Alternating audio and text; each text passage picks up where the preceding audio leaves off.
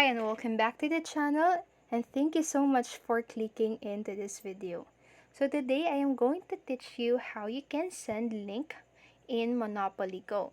So first, if you're using a device that is different than mine, don't worry because the process is still the same. So let's get on it.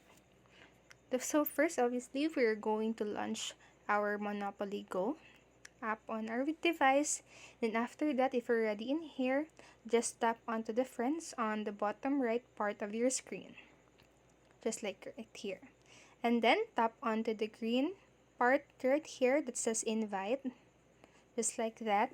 And then go ahead and tap onto the first invite link or first invite button there, the orange one. So just tap onto that. And then as you can see here on my screen, there is a link, and I can just simply copy it and then paste it wherever I want to send it to my friends. So that is how you send link here in Monopoly Go. So that is all for this video, and I hope this helped you, and if it did, please make sure to like the video, subscribe to the channel, and click the notification bell button so you won't miss a video.